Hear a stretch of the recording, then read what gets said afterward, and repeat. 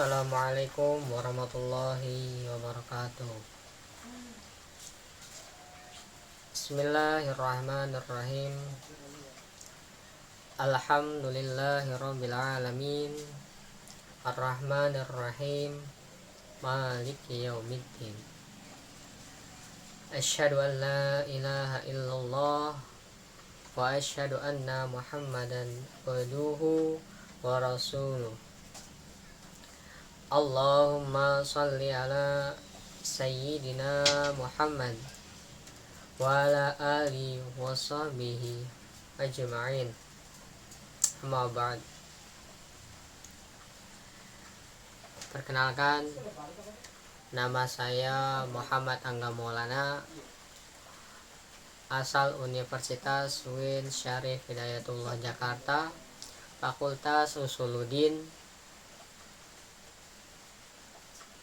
jurusan Ilmu Al-Quran dan Tafsir, dengan NIM 1113400000136. Insya Allah dengan kesempatan yang baik ini akan memaparkan presentasi bertemakan video ceramah dengan dua pembahasan. Adapun pembahasannya yang pertama ialah tentang ilmu komunikasi dan teknologi dan Islam dengan buku yang berjudul ICT and Islam yang dikarang oleh Prof. Muhammad Fauzan Nurdin asal Malaysia. Dan pembahasan yang kedua ialah mengenai sekularisasi Islam menurut Nurcholish Madjid dengan konsep paradigma keilmuan. Pembahasan yang pertama, ICT and Islam menurut Profesor Muhammad Fauzan Nurdin dalam bukunya Ilmu Komunikasi dan Teknologi itu sangat penting, benar-benar sangat penting di dalam era milenial sekarang. Tentu informasi yang begitu penting harus disertai dengan teknologi yang cukup memadai. Namun dari itu, untuk disiplin ilmu komunikasi dan teknologi amatlah begitu penting juga untuk kita sama-sama pahami, khususnya dalam dunia Islam. Oleh karenanya, filosofi daripada ICT ini, ilmu komunikasi dan teknologi, haruslah berpanduan dengan dua unsur utama. Source dari ICT itu sendiri, menurut Muhammad Fauzan Nurdin, ada dua. Yang pertama adalah tentunya Al-Quran sebagai hudal linnas, petunjuk bagi kita semua. Yang kedua ada As-Sunnah yang dibawa oleh Nabi kita Muhammad SAW. Tentunya dua ini adalah sumber utamanya, yakni Allah Subhanahu wa Ta'ala. Oleh karenanya kita harus mengetahui bahwa Allah Subhanahu wa Ta'ala lah yang sang pemilik ilmu, sang pencipta ilmu, yang disampaikan kepada Nabi Muhammad SAW dan kemudian disampaikanlah kepada kita selaku umatnya.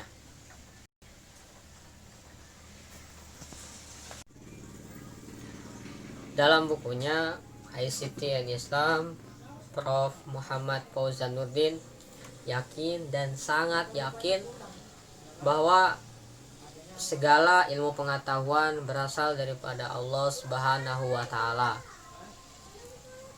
melalui Al-Quran dan As-Sunnah. Dua ini disampaikan oleh Allah kepada Nabi Muhammad SAW, yang kemudian Nabi Muhammad menyampaikannya kepada umatnya sekalian.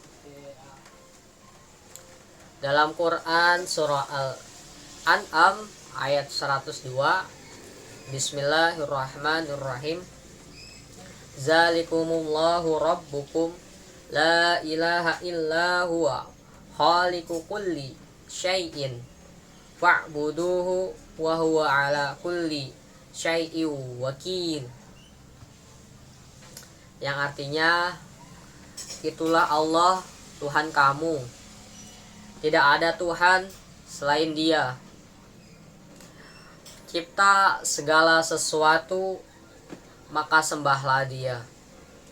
Dialah pemelihara segala sesuatu.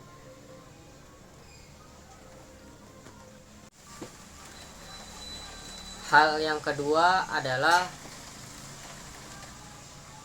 Allah Subhanahu wa Ta'ala adalah Maha yang sempurna.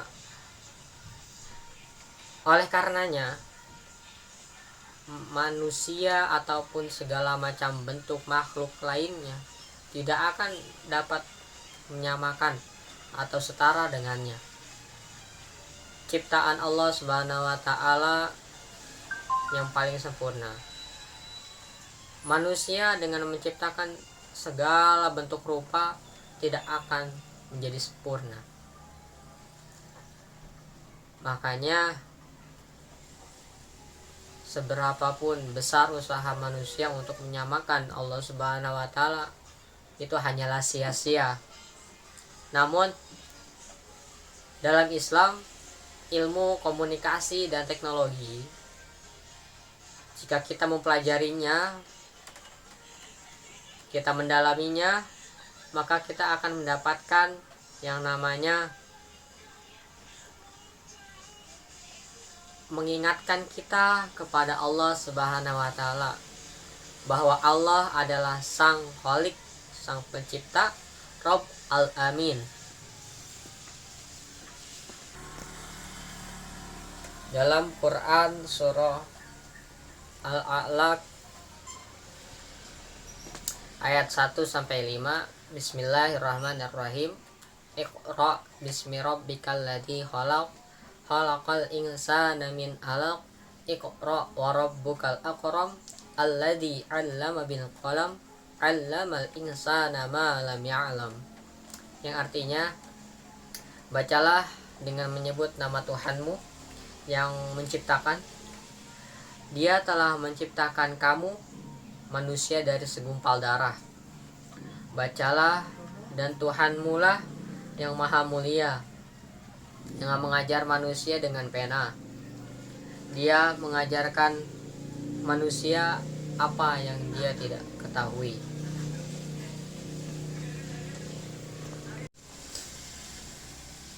Hal yang ketiga yang saya dapatkan melalui buku ICT and Islam tentang bagaimana kita bertauhid dengan cara mempelajari, menganalisa, dan mengembangkan ilmu komunikasi dan teknologi. Karena tauhid itu sebagai dasar kita mempelajari ilmu komunikasi dan teknologi dengan baik, dengan mudah dan senang.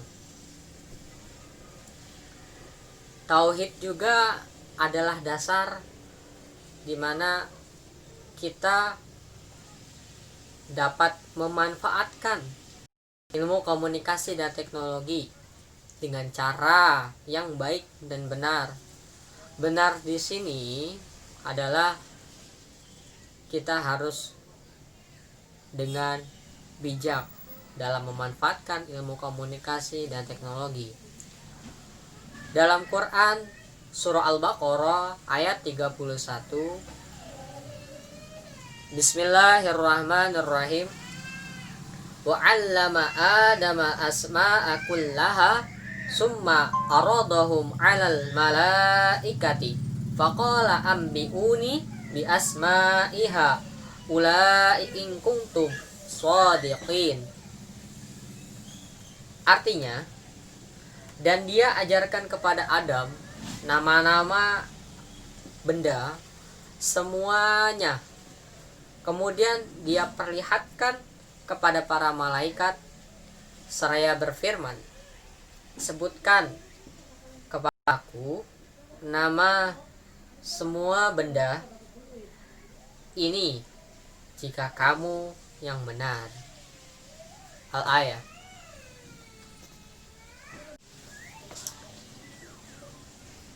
Yang terakhir adalah kesimpulan dari saya dalam mempelajari buku ICT and Islam karya Muhammad Profesor Fauzan Nurdin, bahwa ICT and Islam mencakup filsafat ilmu komunikasi dan teknologi yang mempunyai dua panduan utama, yakni adalah Al-Quran dan Al-Sunnah. Yang Al-Quran dan Al-Sunnah ini dalam Islam untuk ilmu komunikasi dan teknologi yang kemudian dapat digunakan sebagai infrastruktur, kemudian perangkat lunak, perangkat hati maksudnya, kemudian juga ICT itu sendiri dapat memberikan efek kepada masyarakat, kemudian masyarakat dapat menjadi masyarakat yang berpengetahuan, kemudian juga e-government yang bijaksana, dan juga kemudian kedepannya akan dapat berguna bagi Islam ataupun dunia ini. Bahwa ilmu komunikasi dan teknologi tentunya amat sangat bijaksana bila mana yang disampaikan oleh Prof. Nurdin betul, dimana Al-Quran dan Al-Sunnah sebagai panduan pokok utama menjadikan ilmu komunikasi dan teknologi menjadi bijaksana.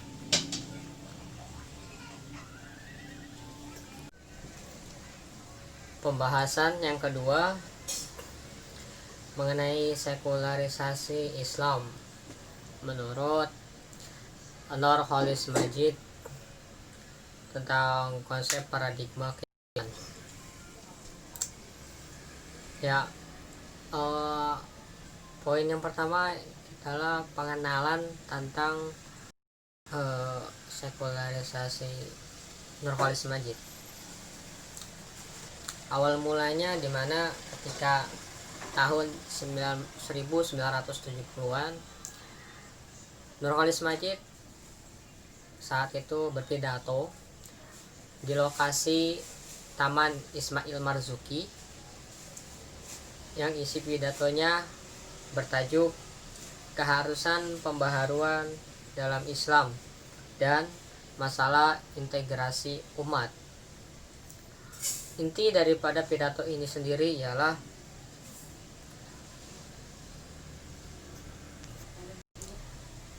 kegelisahan intelektual Nurcholish Madjid. Ya, itu terlihat di mana umat mengalami yang namanya kemandegan, penghentian kreativitas, kebuntuan pemikiran umat Islam di Indonesia, dan juga hilangnya mentalitas perjuangan daripada umat Islam di Indonesia itu sendiri. Ya, itu terlihat oleh Nurcholish Madjid di mana masyarakat sendiri tidak dapat membedakan antara hal yang bersifat transenden dan juga temporal. Pandangan masyarakat umum mengenai sekularisasi Nurcholish Madjid, banyak yang beranggapan bahwa ide ini sangatlah buruk, tidak baik, apalagi mengenai akidah umat Islam itu sendiri. Karena dengan alasan sekularisasi ini berasal dari barat. Sekularisasi yang sebenarnya dari Nurcholish Madjid, ia tidak bermaksud untuk menjadikan umat muslim Indonesia membawa paham sekularisme, atau dia tidak bermaksud untuk mengubah umat Islam menjadi sekularis. Namun ini dimaksudkan agar umat Islam menduniawikan hal-hal yang harusnya menjadi duniawi dan melepaskan kecenderungan untuk mengukhrawikan hal duniawi itu sendiri. Hal ini juga dimaksudkan agar umat muslim di Indonesia tidak mensuci-sucikan hal-hal yang memang tidak suci. Nah, ini juga bermaksud untuk memantapkan manusia khalifah di bumi muka ini.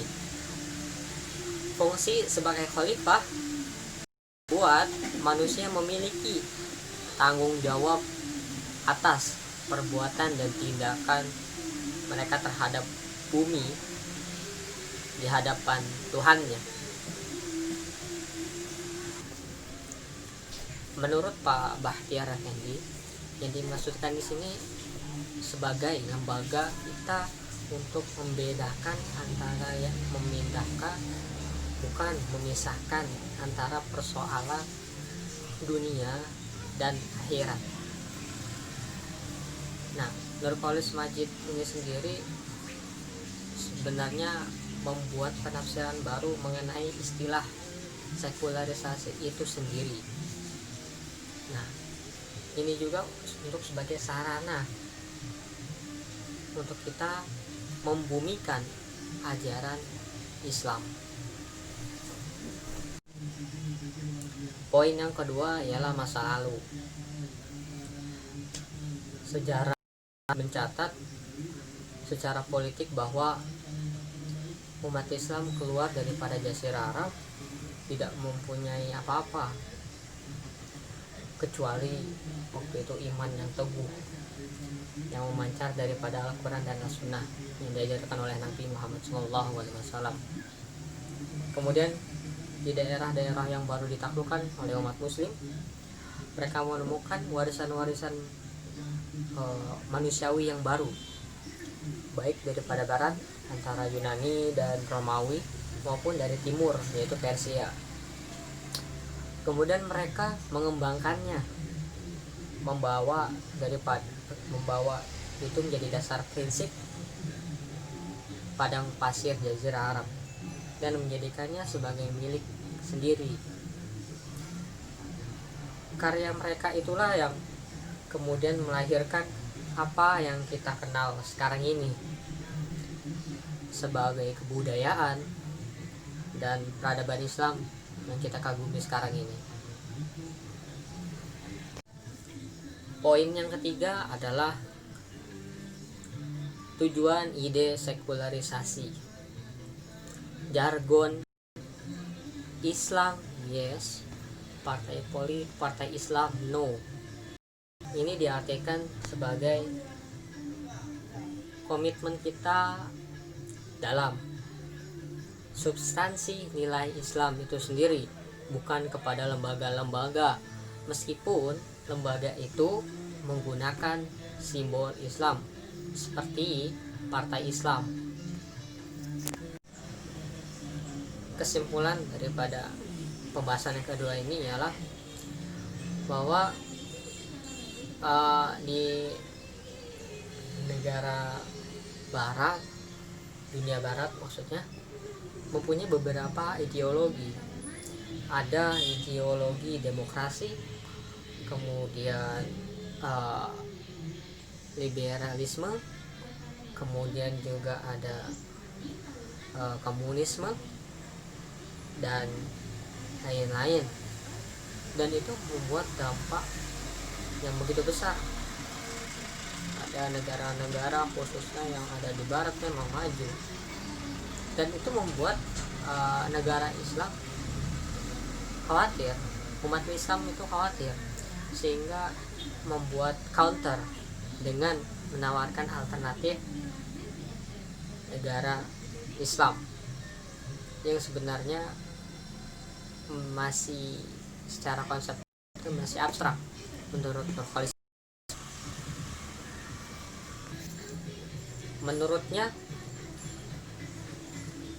negara Islam dalam Al-Quran dan Sunnah itu tidak ada secara konkret. Cita-cita itu tidak ada, namun hanya ada penjelasan tentang bagaimana nilai-nilai Islam itu dijalankan di bumi ini. Demikian yang dapat saya sampaikan. Mohon maaf atas segala kekhilafan dalam ucapan ataupun perilaku dan sikap. Terima kasih. Syukron. Alhamdulillah. Astaghfirukum. Wassalamualaikum warahmatullahi wabarakatuh.